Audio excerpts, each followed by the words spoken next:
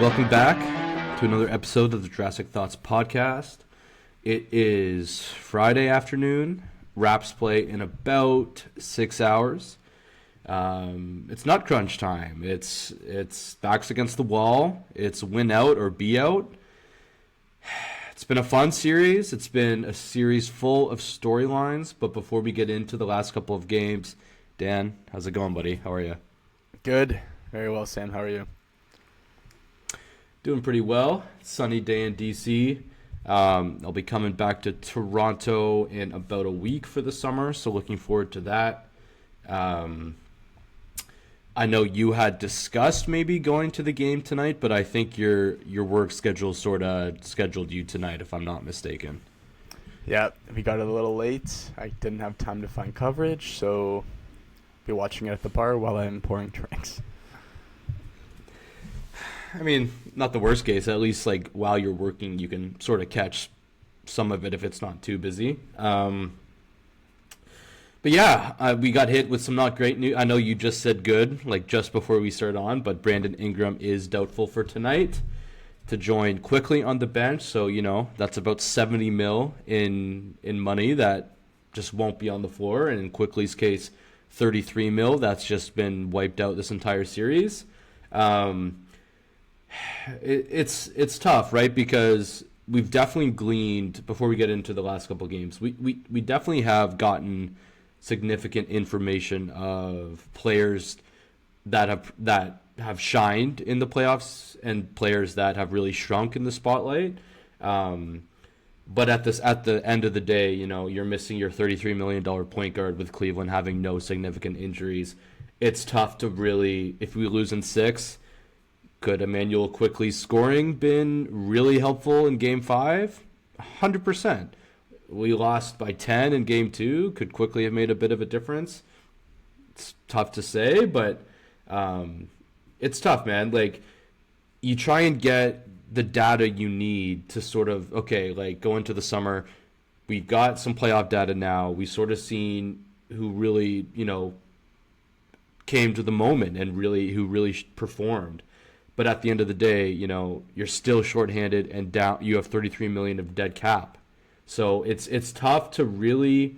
I know you and me have opinions of guys that we are happy to see leave after this playoffs, but could our $33 million point guard have made a difference? And now tonight with Ingram as well, it's too bad we couldn't have, if we were going to lose, and if we do, it's too bad we weren't fully healthy, so we had no caveats of, oh, well, we didn't have our point guard and Ingram missed a game and a half as well. Yeah. I also want to preface, it's not good that BI's injured. I just think that maybe sitting this one out isn't the worst thing for us considering his play throughout the series. Of course, and as you mentioned, there's always that possibility he can bounce back, which I'm not denying, but I feel like sometimes he does more bad than good, and although it's an elimination game now, would have liked to see it maybe him sit out Game 5, so we had a little bit more of an understanding of like what we look like without him, as opposed to like back against the wall, do or die situation. But I couldn't agree more, Sam. $70 million on the bench is really frustrating. It's in an tough. Elimination game. Yeah. Injuries happen. Like, I think we could be every Minnesota team, right now. man. Yeah. Look at Minnesota. Exactly. Yeah. Exactly. So, you know, it is what it is. I'm just glad Scotty was healthy throughout the whole series, and we were able to see like what he looks like in the playoffs, in a real playoff series when he's not just a rookie and, you know, the fourth option. Like, he's been balling. So I feel really good about a Scotty-led team for the future. And even to caveat Scotty, like, he got dinged. I believe he said it was his quad. I think Thomas Bryant hit him on a drive. And after that, in Game 5, he was a shell of, like, what he's been. He really couldn't be explosive. He couldn't bring the ball up with force and tenacity. So that'll be a story to watch tonight as well, if he got a bit of that back and if that was just a game thing. We're going to get into Scotty because, holy fuck, just the arrival of Scotty Barnes, man, in the playoffs has been such a joy, Dan. And like we said, I think last pod, like, one of the things I was so excited for was, okay, like Scotty's had his rookie playoff series, but now this is like he's a guy, he's on a max contract. Like I'm so excited to see how that looks. And wow, has he passed. I don't hold the second half of game 5. I think he was clearly battling through whatever the little injury was in his quad. But I don't have a bad thing to say about how he's performed, and it is just so exciting for the future that he's been able to shine like this as our 24-year-old face of the franchise max player. Yeah, I can't believe Kenny Yak told Tom Brady to go out there and injure Scotty. I think that's pathetic. Oh my God. It seems like Tom Brady had one Thomas job. Bryant, dude. Congratulations, Tom Brady. Oh my God, dude. Anyways, yeah. He's come a long way from those 10-5 on the Wizards when he first entered the league. Back in our first year of fantasy, I remember I traded Andrew Wiggins for him to Bino, like before the season. I was pumped up about it, and Thomas Bryant, dude, I'll never forget the LeBron shot to pass Kareem, and he's calling for the ball in the post. It's just an all-time photo, and Thomas Bryant. Anyway, he looks like a big little kid. Sorry. That's a good way to describe it. All right, let's jump into Game 4. So Game 4 was Sunday, 1 p.m. start, and holy fuck did both teams appear half asleep for the first half of the game. After the first quarter, it was 17-14 Cleveland. What a dogfight, what a rock fight. The Raps ended up winning 93-89. Where do you sort of want to start in Game 4 and sort of your big takeaways? Super sloppy basketball, especially for the playoffs, man. Like defense was being played, but it was honestly just lack of offense on both ends. No one can make a bucket. What was the first? I think there was under 40 points that both teams had, I want to say, in the first half, which is fucked, considering Atlanta gave up 80 points in the first half. Yeah, dude. It was 38-36 at halftime. Just an insane score. That's a first quarter score, man. It's insane. Yeah, I don't know what I guess it was the water, or I don't know. Maybe I have no idea. Anyways, both teams were just cold as ice to start the game. That being said, we kind of battled through most of, we were able to kind of, we didn't get slumped, essentially, is what I'm trying to say. And although it was cold, we found other ways to win. The three-pointer obviously was not working. I think we shot below 20%, it felt like. I don't know what the total percentage was. But we went to the post later on in the game. CMB was a fucking mutt again. Just offensively, offensive on offensive glass, causing havoc. Yeah, man. We came out with the similar type of mentality from Game 3, and the execution, although wasn't there, but we stuck with our plan, and we were able to make adjustments again, in the second half, realizing shots weren't going. We went a little bit more to the post, and we capitalized from there. So we got going a little bit more, but it was a nail biter in the end. Yeah. We'll touch on the poor field goals but everyone in this game shot the ball like shit, as you can see from the final score. So it's tough to be Scotty was 6 of 15 and BI was 6 of 23. Oh my goodness. But this is the thing with sort of my Ingram point about it's not good at all that he's out for tonight, dude. He was 3 of 7 from 3. He had some big threes in this game. I think one was before the half, one was in the fourth.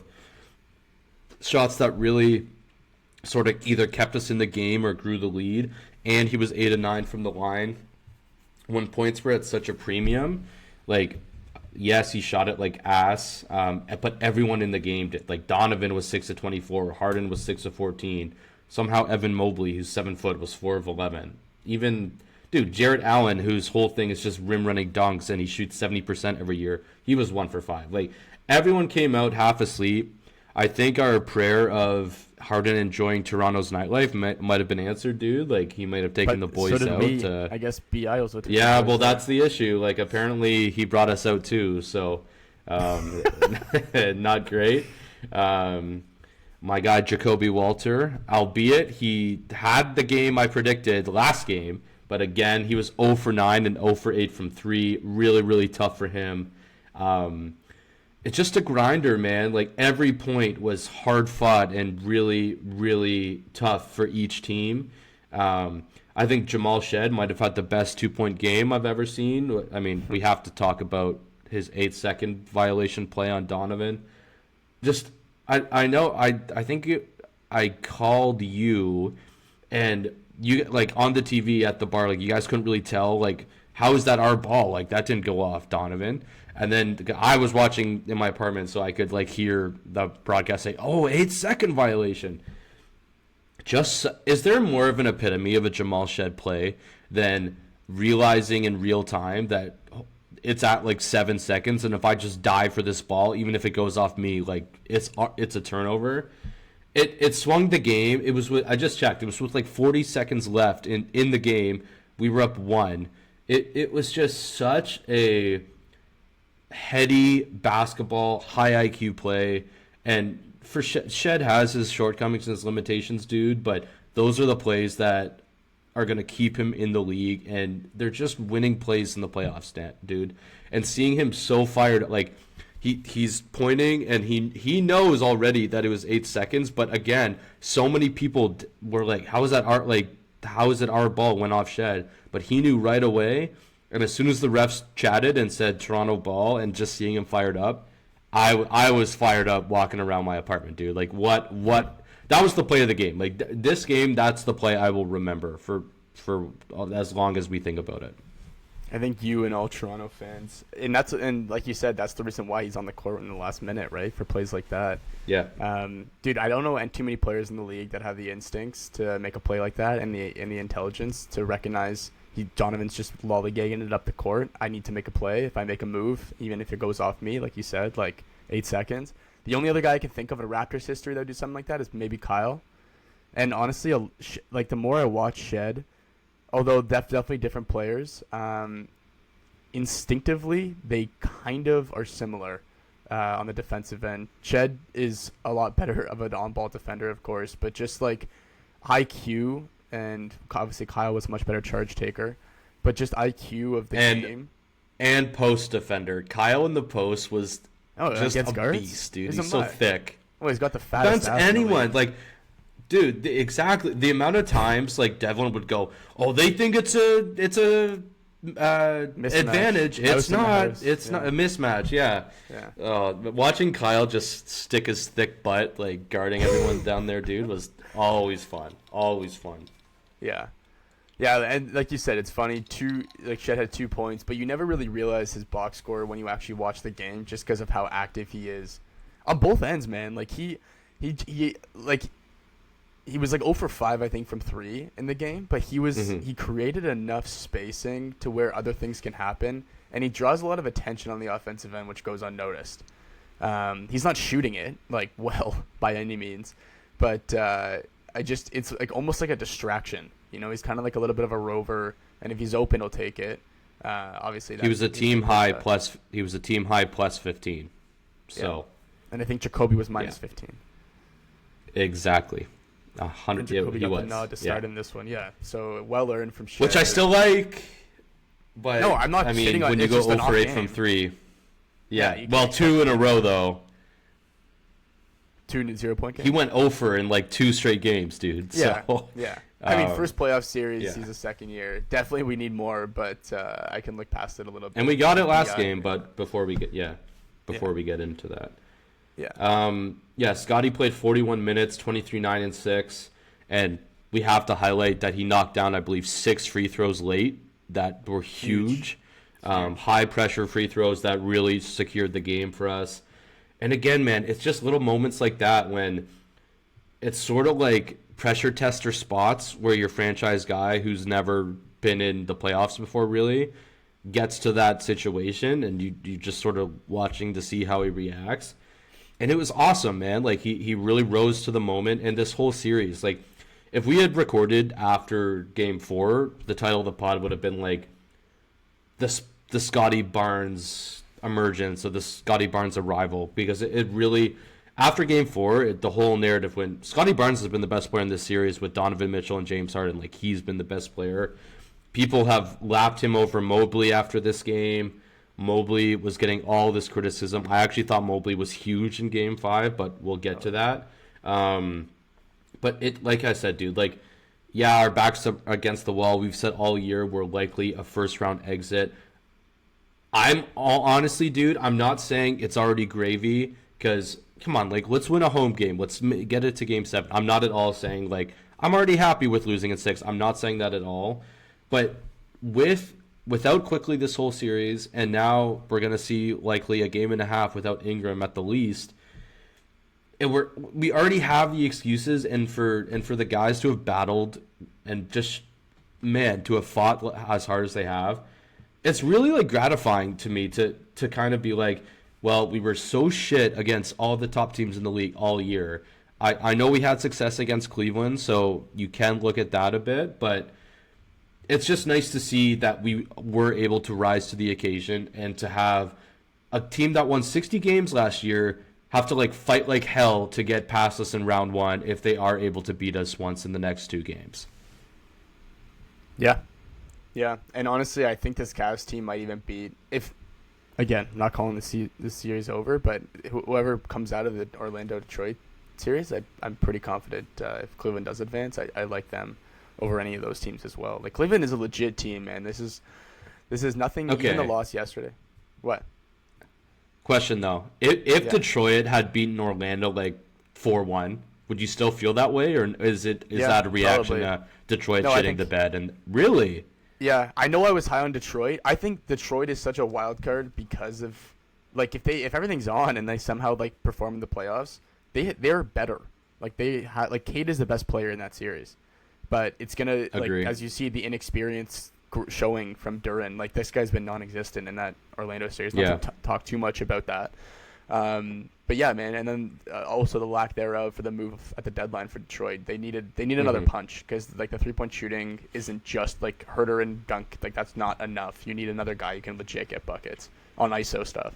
I wonder if they're, like, at the deadline, okay, we got Herter, which is, like, a nice little move, and we got rid of Ivy, which is, like, a huge move for the team. So, like, maybe that the loss of Ivy to them equated to, like, a full-on addition, like a nice add for the playoffs. Well, yeah, addition by subtraction, almost. Yeah, it's like, you know, they if they're losing at halftime in the playoffs, they won't have to hear Ivy say, "None of this shit's gonna matter on Judgment Day, y'all." Like, it's just nice, I guess, for them to, like, not have to hear that. It's okay, guys. We got God. Steph Curry, he's a sinner, guys. Like, he's a sinner. Maybe too much Jaden I talk. One thing I will say is, and not to be an the last thing we want to do is turn into an apologist account. We did get a lot of calls down the stretch. I will be honest. I think we had, like, 10 more free throws, probably even more than them. They were pretty generous. Atkinson, he brought that up, dude, but they fouled Scotty at least 6, like, on purpose 6 times down the stretch. We did have the advantage, but it's not as much as the final tally. No, I'm not saying it was egregious. I'm just saying, like, I think there was, like, 1 or 2 plays where we probably got away with something, like a call. It's like a 50-50 call on Donovan or Harden that they might call, and then similar play on, like, down the court kind of happened for us, and we got the call. Granted, I feel like there was, like, they were in the bonus way earlier than us in the first half and in the third quarter, so it kind of evened out. And like you said, 6 of those free throws were definitely intentional. But, you know, I don't want to say, like, great officiating. There was a couple of 50-50 calls that went our way. I'm happy it did, but I think they recognized that with the shed play and all that stuff, like, we won this game. It wasn't like we got bailed out by the refs. This was a legit win for us. And on that note, we have to talk about CMB locking up Donovan in the last possession, dude. Yeah. And how the refs didn't call, because that call in the regular season, because CMB did get CMB up in the air and created, like, a tiny bit of contact. I was like, don't call, like, if they had called that, you would have been so mad, because, like, are you fucking kidding me? That's so minimal, and he jumped into him. But we have seen that been called like a billion times. So I love, well, obviously we're Toronto fans. I'm very happy they didn't call that on CMB. But for a rookie, Dan, to like take that matchup and to lock him the fuck down, and then I texted you that this did not get as much like attention, I don't think, because Donovan went way into the stands and like was checking on people. But CMB's fucking yelling at him, like his ass is in the stands, and CMB, whatever he's saying, like hell no, like whatever. But the fact that our rookie power forward is saying that to Donovan Mitchell, like an all NBA guard, a however many time All-Star guy who's had a ton of success, not in the playoffs but in the league, just like it's just cool to watch CMB's confidence in this series, and just been awesome to see. Holy fuck, is this guy ever a building block with Scotty? Because those two on the defensive end, man, if we build around them right in the next couple years, it could really be special, which is very exciting to think about. Mm-hmm. Well, just to build onto that play, he did land in, like, if Donovan actually went forward off the 3-point shot, he's right in his landing space, and that's 100% a foul. But luckily he fell back, where he didn't draw contact on the landing, which they will call even in the playoffs. They 100% will call if you're in the shooter's landing space, because as you remember, the Kawhi Leonard Zaza thing, the Kawhi rule. That was but Donovan was fading back, so we got away with one. And you can see kind of CMB contorting his body to avoid more contact. It wasn't like he fully went at him. He was kind of going off to the left side a little bit.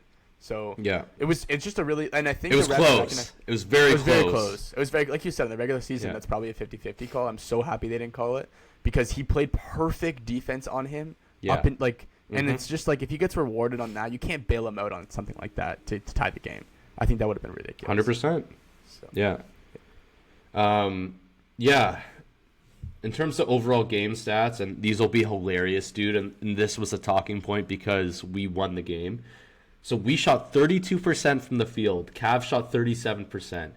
We were 4 of 30 from 3, Dan. That's 13%. Cavs shot 25%. There were stats like that's the lowest percentages since however for a team to win a game. So just hilarious. Like, these stats are so funny. We did get 13 more free throws, which in a 4-point game, that's obviously a huge number. Everything else was relatively close. We had 12 more points in the paint than they did. We had 12 more second chance points. We had plus 10 in points off turnovers. So all like the margin stats, we were good. Cavs shot it a tinge better, but again, they still shot it like shit. But we were even worse. Just a hilarious game, and awesome Toronto crowd, I thought, as well. Like, they really stayed in it through the slog. That was the first half. But some of the crowd pops on, like an Ingram 3 late, the shed play, like just really showed up, and it really was like, okay, the Toronto fucking crowd. And the players have talked about it. Like, I think Shed said, I've never heard a crowd like that in my life, from the jump. And it's awesome to see, the city sort of buy into this team a bit when they've had they could have been like, well, they come back down 0-2. They haven't beat good teams all year, but I've really felt they've bought into the team in the 2 home games, and they've really supported them in the games. Yeah, no, I agree. I think since the 2019 championship, we've really cemented ourselves as a legit fan base. Even prior to that, dude, it's just you have a whole nation behind you. It's a very unique situation. LeBron said it when he beat us in 2016. Like, the Cavs beat us at home in like Game 6, and he's just like, look at this crowd. Like, it's pretty cool. Yeah. So I totally agree. Like, super unique situation for us. Honestly, I do want more Canadian expansion into the league, but I do love that there's a whole country behind this team as opposed to just the city. Anyways, one other thing I wanted to talk about was, and this kind of got, because we got the win, it kind of got overlooked, but dude, RJ down the stretch at the line was, if we lost this game, that would have been talked about a lot more. He was fucking up big time. And it's a shame because he might have been our most efficient offensive player in this one, but fuck me, man. You have to get the freebies. Like, dude, you cannot shoot 1 for 4. He's been bad from the line this series. No, but it's it's costly. Like, we got away with, it's not talked about. No, that's what I mean. He's been bad this series from the line. But it's like, dude, you're a 2 guard. you gotta be at least 75%. At least, I don't know why he's struggling so much. It's frustrating because it's like, if we can get that much more, maybe we don't trade you, dude. Like, just give us 5% more from the line. Like, it's just, it's so frustrating because these points mean so much, and they're freebies, dude. For a 2-guard, you should. I think statistically, by position, the 2-guard has the best point. Obviously, 1 and 2 have the best free throw percentages, and you're shooting what 67% on the year. It's fucked. It's so frustrating. It's always been an RJ flaw, dude. We've talked about it. Like, it's always been, sadly, part of his game. Figure it out, dude. Figure it the fuck out. Like, Scotty's a better free throw shooter than you, for fuck's sake. Jakob knocked down 2 of them today. 2 for 2 in this game. Like, holy shit, man. No one talked about it because we got the win, but, dude, when I saw that, I was fuming. I was fuming. And because, like, RJ's been such a dog for us in this series, so, like... Yeah, but no, I mean, obviously, dude, like, the missed free throws at any point in the playoffs just hurt so much, and it was really bad in Game 5. Which, do you have anything else on the Game 4? You wanna go to Game 5? I'm going to pop over to Game 5. Yeah. All right. So, crazy, scrappy win, Game 5, set the table back in Cleveland. In Game 4, set the table for Game 5 back in Cleveland. This game was very much for the taking. BI did leave, I believe, in the second half, and now looks like he'll still be out. Cavs win 125-120. A ton to go through in this game, dude. Where do you want to start? I mean, we can start with Jacoby. I feel like it's a bright spot. What did I say? My prediction came to pass. Finally. It took 4 games, but yeah, here we are. Yeah. Yeah, and one thing too as well, he was so active defensively in this one and the last game too. Although I know he was like the plus minus was awful, but he had like 3 steals. His defense is gonna be there regardless of if the shooting's not. But yeah, man, this one, and I think he sees the opportunity. We were down our best scorer, so just naturally he's gonna have to take more shots. Glad to see that he rose to the occasion, and we made a game out of it, because I feel like if you tell us that BI is going down, and I think he got injured in the second quarter, right? Yeah, I was wrong. It was definitely the second quarter because he only played 11 minutes, so it was definitely earlier. He had 1 point. Yeah, like if you tell me he gets injured in the second quarter, our best scorer, we're gonna be out of it's gonna be a double-digit loss. Jacoby really hung us in there and kept us in it. Scotty was a fucking. He had 17 in the first half. He was huge. Yeah, huge stuff there. And sleeper take, like Jakob was good. Jakob was really good in this one, man. Good highlight. I was going to highlight him as well. Yeah. And we needed it. Like, without BI, the 14 points from Jakob are actually huge. Like, we needed those points. All, right layups at the rim, but, good makes. The points we can get when BI goes down, obviously. Oh, dude, there was a couple minute stretch where Scotty found him, it felt like 3 times in a row on, no-look, disgusting passes. Yeah. And I was so fired up, man. It's so too bad Scotty's quad got banged up, because the first half he fucking dominated. Automatic from his spot in the mid-range. Driving the ball and driving right to Jakob, rolling. It was so awesome. And then he fucking quad got banged, and he lost its explosiveness in the second half, and we just ran out of juice in the fourth, dude. It's tough, man. That game was so winnable, and so we had chances to pull that one out. It was too bad, man. Yeah. One other thing I just want to quickly address. As much as we love this guy, and again, on the stat sheet, not a bad game. Defense definitely suffers when J-Mo comes on the court. I feel like there's a very particular time in the game when to bring him in, and it's small stretches, 2-3 minutes at a time, 4 minutes maybe,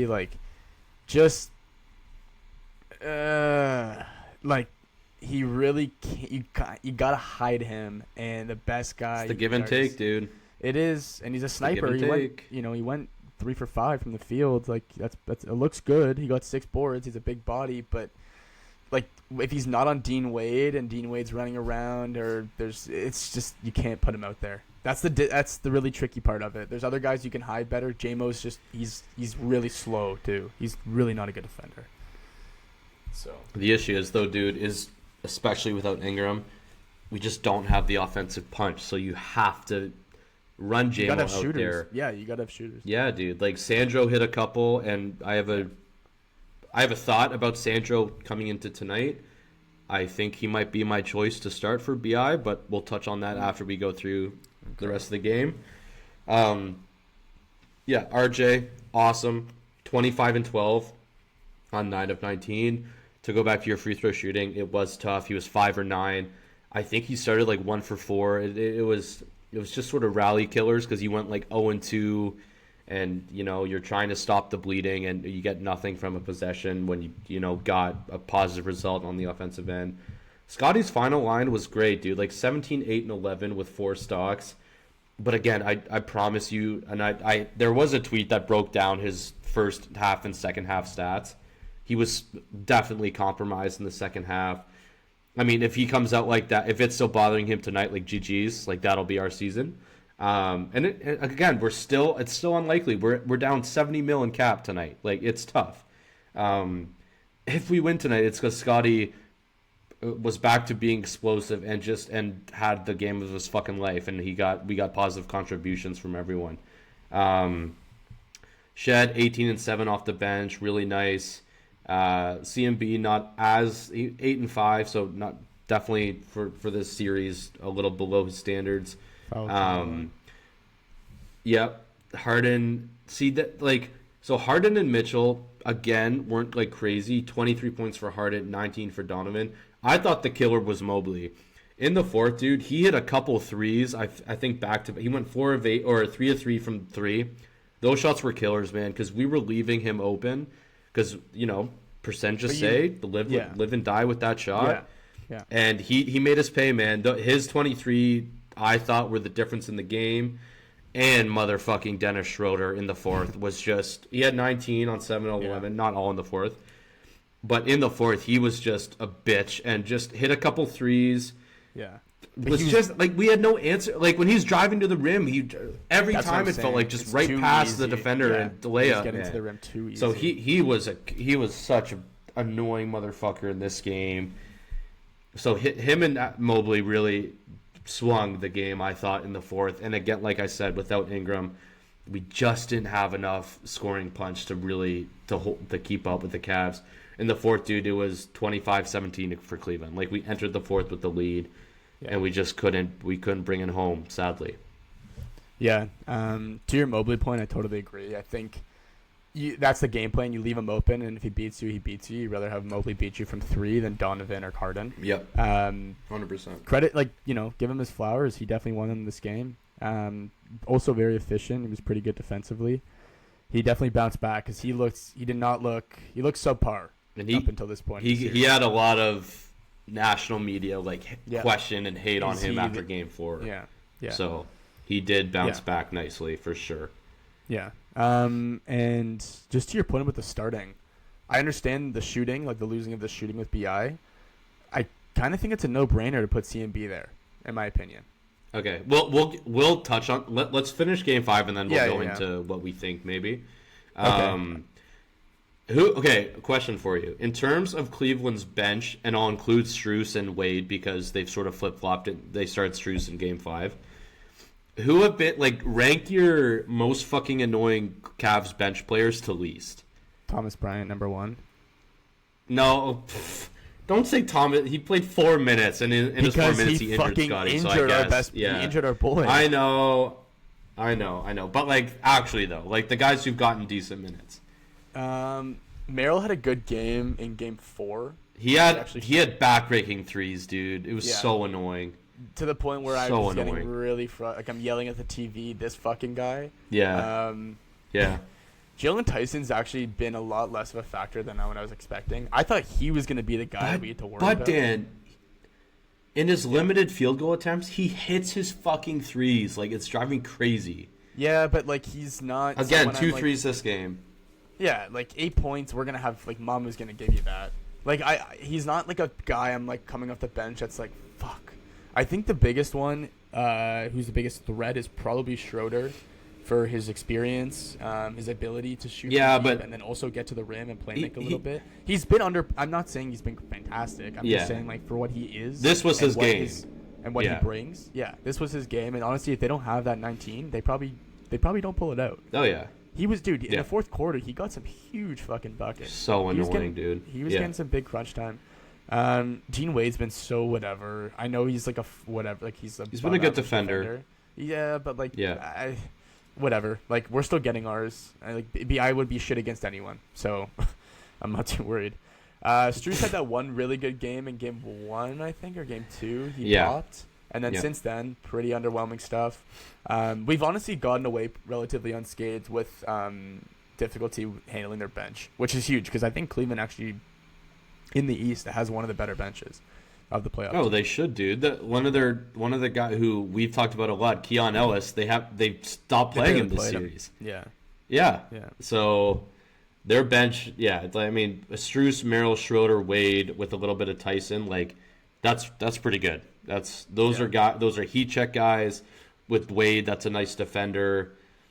It's a deep bench, and it should be, dude. Like they made 2 significant trades at the deadline, whereas all we fucking did was trade Ochai for Trayce Jackson-Davis. So like 2 guys or 1 guy who is not factored into our playoff rotation at all. Whereas Cleveland has 3 guys, 2.5, I guess, with Ellis. But yeah. Super weird question. Do you think it's a little bit weird they're not playing Larry? I just think to counter our size. Like, he's not a shooter, obviously. I don't know. Larry I don't know. I just thought that would have been kind of like... Yeah. We're playing so small, though, dude. Like, yes, we start with Pirtle, but we love our CMB at the 5 minutes. Which I get Larry's a small ball 5, too, but I don't know how good he's been for them. Like, I don't really know what his season's been like. Well, I just think when CMB's eating in the post, wouldn't you want a better post defender than Dean Wade? Like, Nance is a better post defender than Wade, I would imagine. And he's just going to slow him. He's a bigger body. He's just going to slow him down. I don't know. Like I said, these are just minuscule. Like, it doesn't mean a whole lot. Like, Nance playing, Nance not playing, it's not going to sway the game. But Kenny hasn't really changed his game plan that much. And that's why I think Cleveland's more riding their talent than what the coaching adjustments have been. Like, Darko knows we're probably a little bit outmatched. I've loved Darko this series, Dan. Yeah, man. I've loved him. He's been I'm so happy with Darko this series. Yeah, and I really like Kenny Atkinson as a coach, but he hasn't changed anything, dude. Like, it's not like he's put Donovan in a better position to get better shots or Harden. He's got lucky with a good Mobley game in this one, and then game 1 and 2 we just didn't have our stuff. So like he should be lucky. Like, they're lucky to be up 3-2 right now, given the complacency. He did make the Strus for Wade swap, so at least that is an adjustment you can point to. Yeah, I don't know if that was a huge impact on the game. Like that didn't really do much for them. No, I mean, Strus also hasn't been great since entering the lineup, so it's been fine. Yeah. I don't know. Yeah, I just, from what I've noticed, he hasn't really done a whole lot. So they have more talent. There's no denying that. But hats off to them. But if we come out like firing in this one and Scotty's 100%, RJ can keep doing what he's doing, and Darko makes the necessary adjustments, this is going to be a real tell of like what he's picked up on throughout the series in terms of themes and how to best counter an AI/BI absence. Why? I disagree, dude. We're down $70 million cap. Like, what moves can Darko really do? You know, like. Well, I think he can just. Well, like I said, I think CMB starting is kind of a no-brainer, in my opinion. I think you need him to be on the court more. Anyway. Zim, BI wasn't, like, he's been shooting well from 3. Okay. Lower volume. I got like 2 things left to say on the game, and then we'll get into it. Sure. Just overall stats. Cleveland shot 53%. We were 46%. Cleveland shot 50% from 3 as well, dude. Just a killer. We were still good at 40%. And I'm also happy because we actually took 2 more threes than Cleveland, which we struggled with sometimes in actually getting them up. Jacoby, I think, took 14, dude. So that was big. Free throws were about the same. We out-rebounded them. All these stats are pretty similar. We were plus 20 in fast break points. Like, all the sort of second-hand stats we were better in. They just sort of shot it better from the field and from 3. And, in a 5-point game, it's just going to be little things like that. Do you have anything else on Game 5, or we'll talk sort of broad strokes now? Yeah, I'm good for broad strokes. Okay, so before we go into the lineup stuff, like I do want to just finish my thought on Darko. Darko with his energy, you saw the clip. I hope you saw the clip after Game 4 of how fucking fired up he was. Like it was awesome. I want Darko to work. Like I love his energy. I love how he supports the players. He said after Game 4, he expects more from Scottie. He thinks Scottie's like 60% of what he's going to be. I just love his whole vibe, man. I want it to work. There was the questions coming in. I had questions about how he's going to be able to adjust. We haven't seen anything. Because playoffs is all about mixing and matching and going to certain things you think might work, right? Like the best coaches, unless you have like the Warriors Death Squad lineup, like you're going to have like each series is a new, like this is going to be a series for this guy, and this guy, it's not a series for you. Like you have to make those on-the-fly adjustments. I've been so happy with Darko this series, man. I'm really bought in now to, okay, he's not going to just live and die. Like, dude, we had questions in the regular season like, fucking Darko, man. Like, again, late game, BI taking a jumper with two guys on him. Like, come on, man. Like, let's get something else. Let's switch it up a bit. Darko has really mixed and matched. He took Shed out of the lineup for Jacoby. He sat Jakob and honestly sat BI a bit to ride hot hands of CMB and other guys who were really playing well and swinging the game. He changed the defensive matchups after Game 1, like midway through Game 2. He put Scottie on Harden finally. I have been very, very happy with Darko, and I know you said it'll be a real test for him tonight. I disagree. I just think with how shorthanded you are, it sort of is what it is. But it's just very nice for me to see proof of concept that not only do I love Darko's energy and sort of the general vibe he brings to the team, but his X's and O's shit is really, really been impressive to me this series. And I think he's done a great job with his roster limitations with the injuries the team's facing. So just wanted to put that out there, and I'm very happy with the technical stuff has matched his overall, like, the vibe stuff that he's already brought to the team. So I just wanted to, that's my Darko point on this series. Yeah, no, and I'm not taking anything away by saying this is a real test. I just think from last game, BI went down in the second quarter without really doing much at all. He had 1 point, and it was a very competitive. We had our best quarter in the second quarter. So, like, we have proven that we can run with this team without BI. So, like, and like we were, maybe a Scottie non-injury away from, and like a couple of Mobley missed threes from winning last game without BI for most of that game. So I just think that it's well within our reach of like beating a team without BI. This team without BI. I agree. I think Darko's at least bought himself until next year. I think this was a great year for him with a legit team. No question.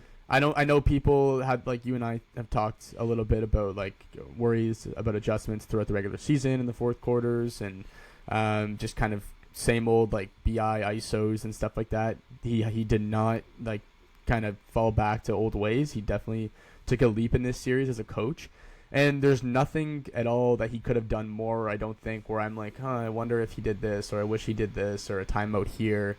No, like he's handled everything honestly to a T, in my opinion.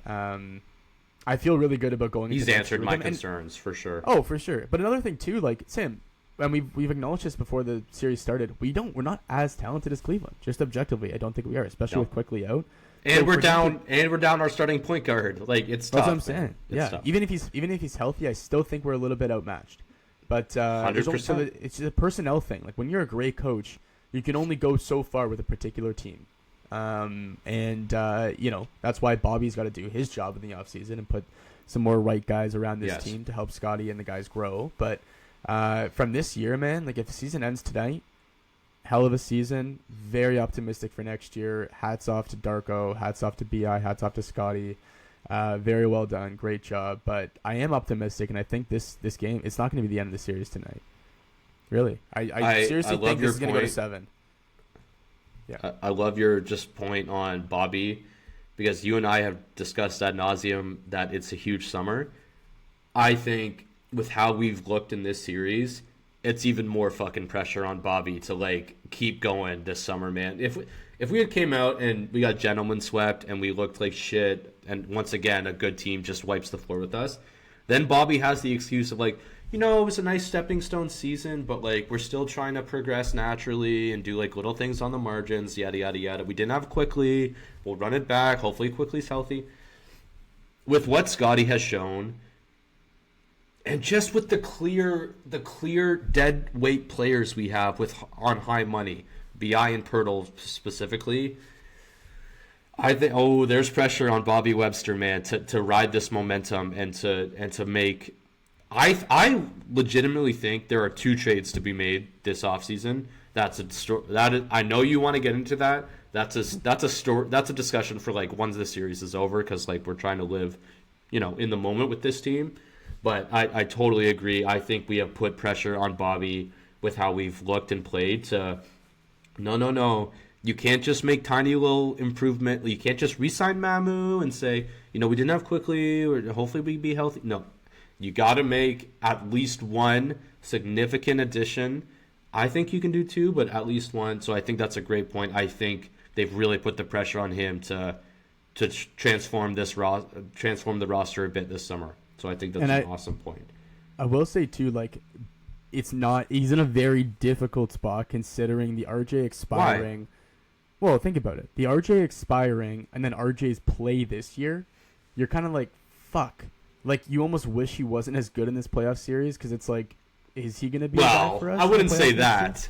No, obviously not, but it causes that much more questions, like, raised. Like, fuck, like, I was so invested in getting RJ out by the end of this year. Yes. But now he's, like, arguably our best offensive player in the whole series. And then BI, all-star, great, fantastic year. Wow, he's been so bad in the playoff series. We were speaking a whole different tune, Sam, before the series started, and now it's 100%, completely done a 100%. So for him, it's like, do I gauge an 82 game season of like, do I build off this team, or do I gauge a playoff series, which obviously means more, but it's much smaller sample size to judge like how I'm going to build this future. So like he does not have an easy job at all. I think it's a great point, Dan. And yeah, no, go ahead. No, go ahead and finish your thought. Just last thing, there are guys, objectively, you and I think Bobby agree, that can go, i.e. Pirtle, where it's like he's not going to sway the playoff or the regular season too much. Again, that's a scary contract to move, because you almost inevitably you're going to have to attach a first-round pick to it. So you just hope that you can get something back that's going to be serviceable for us. You're not expecting a guy who's like maybe a starting quality player, but you got to try and figure something out with that contract, just so we have the flexibility of like re-signing guys and etc. Anyway, sorry, what were you gonna say? But yeah, I know. I think it's a spot on point that I think I've definitely said on the pod that like, oh no, RJ, you will be gone in the summer, like 100%. And how can you not look at what he's done and at least be like, if we keep him, that's not the end of the, like, that's definitely not there's a lot worse things. He's been our second best playoff guy. He's shown the fuck up. Meanwhile, Ingram has wilted, right? Like, that stuff matters, man. I know it's been 5 games. I know the regular season's the larger sample, but this is the sample that fucking matters, dude, because you don't have teams trying to lose in the playoffs. You have teams going all out to win, matching up with you for 5, 6, 7 games in a row, doing defenses that are structured to stop your team. And RJ has shone bright. We have talked about how important his attacking the rim stuff has been to the team, when like most of our players settle for jumpers a ton of the time. I understand, like, the only reason I'd say RJ is obviously still a thought to be traded is literally because he's an expiring. Like, if he wasn't, bring him back, man. Like, that's fine. Let's go. The only reason I say that is because expiring contracts are obviously valued. Could you say you're selling high on RJ 100%, man? This is his best, I'd say, moment in the NBA. Like, this series is his best moment in the NBA, and which I love for him. I was listening to Sam Vecini's pod the other day, and he was talking about just how cool it is, RJ having these moments in his hometown team, dapping up Vladdy like after Game 3. I 100% agree, dude. I think it's awesome having our Canadian guy shines so bright. I love it. But I totally agree with you. Like, he has definitely played himself so much into, like, you do not have to trade him anymore, Bobby. Like, if he is that valued, maybe take advantage. But you will not hear complaints with me if RJ Barrett's are in the starting lineup come in the fall for the next season. Yeah. The last thing I want to do, though, and this is the last thing I want to do, is for Bobby to be like, what a great playoff series, RJ. Here's 5 years, 200. Like, I do not fucking extend him long term. Granted, yes, Robbie, he's been fantastic. Do not give him a contract. Like, wait till it runs out, figure it out before the contract deadline. Yeah. Like, there's no need. I know he gets jumpy with offering those fucking contracts, especially the Pirtle one, dude. We've seen him offer contracts well before the contracts even expired. Do not fucking offer a contract. I think it's a great point, Sam. Shop offers. Don't, like, if it's an incredible, if it's like Jamal Murray 1-for-1 swap, something stupid like that, you have to jump on it. But if it's like, you know, of course, a little bit above average from what we may have gotten from the Kings in the regular season, I think I'm good with RJ. I'm good with sticking with them, and then we can figure something out when that time comes. But, like, fuck me if there's a contract extension. Like, no. I would be livid. I don't think he'll do that. I think he's learned his. Yeah. I also just think, like, you've seen how valuable expirings are this season. Yeah. I don't think why on earth would you want to handcuff yourself? And yes, this is RJ's awesome moment. There were a ton of times during the regular season he drove us crazy, Dan, and we're like, oh, he'll be gone in the summer, like, whatever. But again, Sam, so like I don't want to talk about that because he's been so great. I don't want to like go back and shit on that, but there's no reason I think to extend him. I really don't. No, I agree. I also think it's going to be such a punch in the dick if we do get, like, a fantastic offer for him. Like, let's say it is Jamal or, like, a guy who we would really need. And, like, the fan base is like, yeah, like it would be such a slap in the face to RJ for him to put up what he's done this series and then get traded in the offseason. That what's going to suck. That's why the offer has to be fantastic. It can't be, like, a slight improvement. I think in order to move him now, it has to be. And you have to probably move Pirtle in that process as well. I would think. If he's the one that goes, but then Brandon Ingram, it's definitely going to be like, are you fucking kidding me with how we've both looked in the playoffs? But that's a good point. Totally reasonable. All right, let's wrap it up with our starting lineup predictions for tonight because we've sort of teased it. Here's my thought on why I think it should be Mamu, with also saying CMB will still play the most minutes out of him, Mamu, and Jakob, right? Dude, if you start CMB, so then our starting five is Scotty, RJ, Jacoby, CMB, Pirtle. How fucking tight is that spacing, Dan? Like, it is going to be so clogged. You need the space, man. Like, Jacoby in a corner, Mamu in the corner. Let's go. Let's space. Let's give Scotty and RJ driving lanes. I get, and I'm still saying CMB is going to play the most minutes, but just to start, just space it out, man. Like, yes, maybe the defense will just be otherworldly with CMB, Scotty, and Jakob a little bit. But, like, man, the offensive slog, Dan, will be so tough. And I really think that puts all those guys in tough positions when if it would be that starting five tonight. No, I'm like the inverse of what you're saying. I just think defensively with Mamu on the court to start, we're not a good come from behind team, Sam. We've realized that throughout the series, throughout the regular season, and even in this series a little bit. Like, as soon as it goes to double-digit deficit, chances are we're not coming back. If they kick us in the mouth right from the first quarter and Mamu's getting torched at the 3, I think our chances of coming back are slimmed down. We almost have to be 4. The 4, Scotty the 3, whatever. Like, we almost have to be nearly perfect for us to win this game, and there's very little room for error. If Mamu is just getting exposed by Mobley, who again will probably isn't a great offensive player. Don't you live with that? No, because I'd rather have a low scoring first quarter. I'd rather get bully buckets. Because, dude, honestly, and like, again, to your point, the spacing is fucked. I understand that 100%. CMB is also, I don't even think he's hit a 3 the whole series. In fact, I know he hasn't. Yeah, no.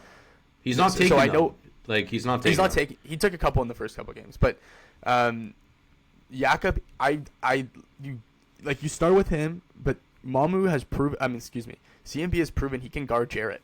And Jarrett's been such a non-factor in this fucking series, dude. I would rather live with Jarrett beating us, having the correct personnel to guard Mobley, Allen, and Harden as we have in the past few games, than like having Mamu come out there. We get dick punched by 12 in the first quarter, and then we can't even claw back the rest of the game. We don't have BI to get us back in the game. We need to be perfect defensively, I think. But Dan, like CMB has guarded, but understandably so, he struggled with the rebounding because they're bigger than him. Like I think Allen had 15 rebounds in Game 5 or something. I just saw. Yeah, so, that's why I'm saying let Jakob start. It's going to be selective, and you just try and it's more of a defensive approach. You're not trying to really like shoot the lights out, but you're just trying to limit what they can do. And you hope that someone pops like Jacoby. Scotty's been the mega defensive Band-Aid this whole series, just everywhere. I think you just have to shoot for the spacing and hope it.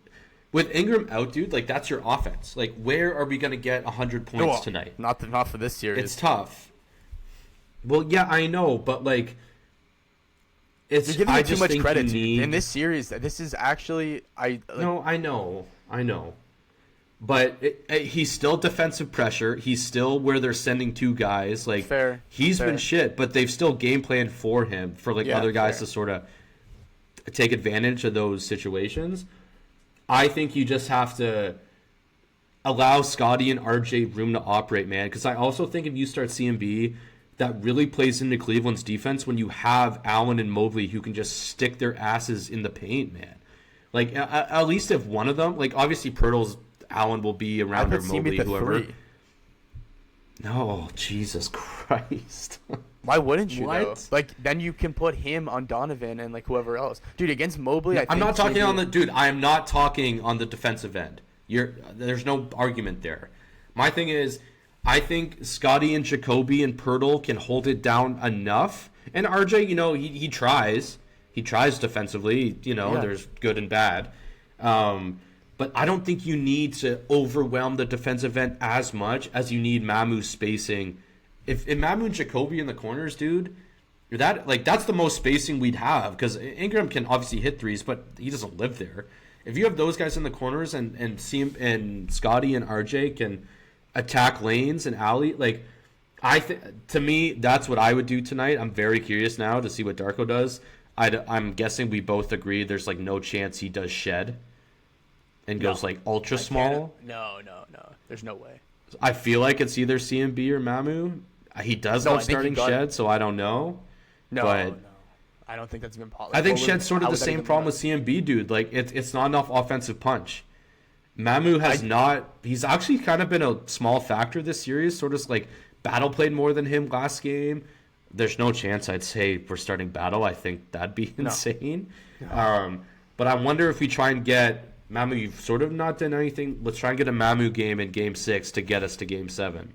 I get your points. I think starting... And again, dude, I'm agreeing with you that CMB is going to play the most minutes. But just starting out, dude, like... I just think you need to shoot for a bit of an offensive spark as opposed to going ultra defense and having to scrape for like 80 points tonight. I just think that's going to be really tough against Cleveland's offense. Fair play. Another thing, too, and I realize this as I'm saying it, CMB starting is going to get him into foul trouble most likely, or they're going to try and bait him into foul trouble, which if we lose him later on in the game, that will almost surely lose us the game. So, yeah, like I think you're probably right. I just don't love I've just remember watching Mamu defensively in this series, and it's not pretty. So I'm just hoping Scotty can hold it down. I to be honest though, Sam, just to counter your point, Scotty's been shooting the lights out from 3 in this series. RJ's been his 3's been better. Jacoby obviously got going last game. Like 3 spacers. I know Scotty's gonna be running point, but CMB can also kind of generate a little offense in the post. So I know it's gonna be clogged. I'd say he's a lot more a play finisher than like a generate of course. He's not. No, he's not. But like He can make passes if he's getting, like, he's not a low IQ player, which means, like, he can make the right pass if he needs to. So, yeah, I see what you're saying. It probably is the right idea to start Mamu. I'm just worried, again, about going down double digit early on, and then we're not going to be able to claw our way back. We don't have the offense to claw our way back, so let's focus. That's just my stance, but I get what you're saying. It's funny because when I just said, like, I don't think we'll start Battle, now I'm like, will Darko start Battle? No. Like, he loves Battle in this series. Like, I don't know, dude. I don't know. It's going to be interesting. Yeah. Well, we'll see tonight what Darko decides to do. Do you have anything else you want to touch on, dude? Or no, sort of good. We're at an hour. Like, yeah. Perfect time. Well, thanks for listening, guys. Go Raps! Big game tonight. Whoever's at the game, show out, man. Keep that crowd popping. Hopefully, me and Dan are. Next time we're back, it's either like previewing Game 7 or like hopefully tonight's not our last night in the 25-26 Raptors season. I can't wait to watch it. I hope we don't pull an Atlanta Hawks and don't even show up. I don't see that happening with the amount of grit and our team has, but if nothing else, go Raptors. Big game tonight. Backs against the wall, injuries galore, but I mean, no rest for the wicked. Minnesota did it last night. Why not us? But if nothing else, take us out, Dan. Thanks for listening, guys. We'll see you at the end of Game 6. Over and out.